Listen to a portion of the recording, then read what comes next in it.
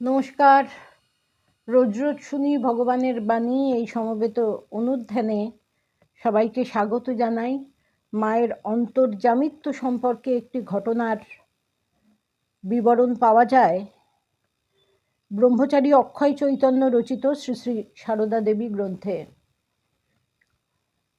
নোয়াখালীর দুই তরুণ, আগে যেটি ছিল পূর্ববঙ্গে, এখন বাংলাদেশ, যদুনাথ আর রামমোহন, এই দুই তরুণের পরস্পরের সম্প্রীতি ও সৌহার্দ্য ছিল প্রগাঢ়। রামমোহনের পরিবার মহাপ্রভুর ভক্ত, প্রতি সোমবার তাদের বাড়িতে হরিসভা হতো এবং যদুনাথও নিমন্ত্রিত হয়ে সেখানে হাজির হতো।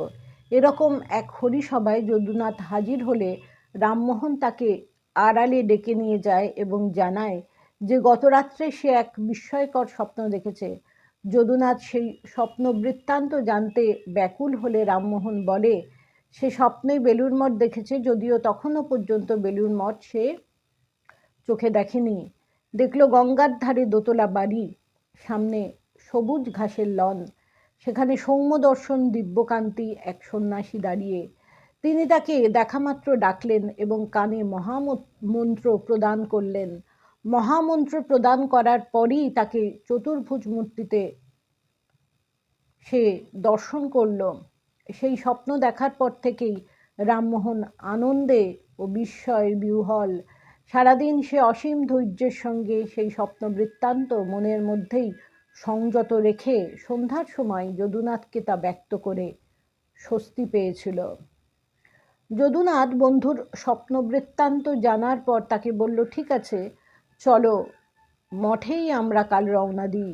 সেখানে গিয়ে দেখো যেমন দেখেছিলে সেরকম মঠের চেহারা কিনা, আর যদি স্বপ্নদৃষ্ট ব্যক্তিত্বের সন্ধান পাও তাহলে সেই মহাত্মার কাছে স্বপ্নের কথা বলা যাবে এবং তাকে গুরুপদে বরণ করবে। দুই বন্ধু পরদিন বেলুড় মঠের উদ্দেশ্যে রওনা দিল।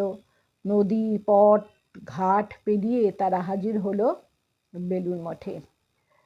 কি বিস্ময়! স্বপ্নে যেমন দ্বিতল বাড়ি, ঘাস, লন দেখেছিল সবই ঠিক ঠিক আছে। আর সৌম্যকান্তি সেই স্বপ্নদৃষ্ট সন্ন্যাসী হলেন মহাপুরুষ মহারাজ। যুবকদ্বয় মহাপুরুষ মহারাজকে মহামন্ত্রের কথা শোনালে তিনি সন্তুষ্ট হলেন এবং আশীর্বাদ করলেন। গুরু শিষ্যের সঙ্গে ইষ্টের মিলন করে দেন এবং গুরু ইষ্টে মিলিয়ে যান। তাই ঠাকুর বলতেন, এ বড় কঠিন ঠাঁই গুরু শিষ্যে দেখা নাই। তাই তিনি স্বপ্ন দেখলেন মহাপুরুষ মহারাজের, যিনি গুরু, এবং ইষ্ট হচ্ছেন তার শ্রীরাম ও কৃষ্ণ, যিনি শঙ্খচক্র গদা পদ্মধারী বিষ্ণু। তাই ঠাকুর কখনো গয়াতে যেতে চাইতেন না, যাননি, কারণ যার যেখান থেকে উৎপত্তি তিনি যদি সেখানে যান তার শরীর চলে যাবে।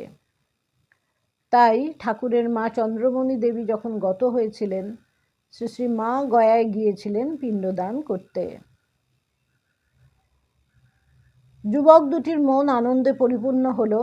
তারা বেলুড় মঠে রাত্রিবাস করল। হৃদয়ে তখনও উত্তেজনা। তারা জানতে পারল শ্রী শ্রী মা জয়রামবাটিতে আছেন। দুই যুবক মহাপুরুষ মহারাজকে তাদের মাতৃদর্শনের অভিলাষ ব্যক্ত করল। মহারাজ অনুমতি দিলেন। এই দুই তরুণের মাতৃদর্শনের অভিজ্ঞতা জানতে আমরা তাদের লিখিত বিবরণ অনুসরণ করব। তারা লিখেছেন, আমরা পরদিন শ্রী শ্রী মায়ের দর্শনে জয়রামবাটি যাবার অনুমতি প্রার্থনা করতে মহাপুরুষজি খুব সন্তুষ্ট হলেন এবং পথের নির্দেশ দিয়ে খুব আশীর্বাদ করলেন। পরদিন সকাল 7টার ট্রেনে আমরা তারকেশ্বর যাত্রা করলাম, জয়রামবাটি ও কামারপুকুরের পথে।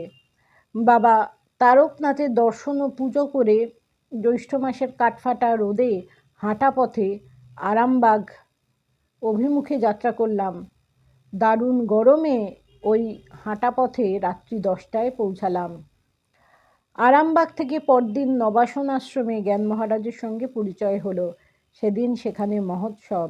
আনন্দে প্রসাদ পেয়ে রামময় দাদা মানে রামময় মহারাজকে পাণ্ডারূপে নিয়ে কামারপুকুর দর্শন করে জয়রামবাটিতে শ্রী শ্রী মায়ের পদপ্রান্তে উপস্থিত হলাম।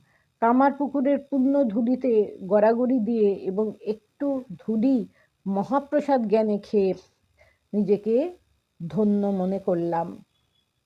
আবার আমরা পরবর্তী পর্বে আলোচনা করব। নমস্কার।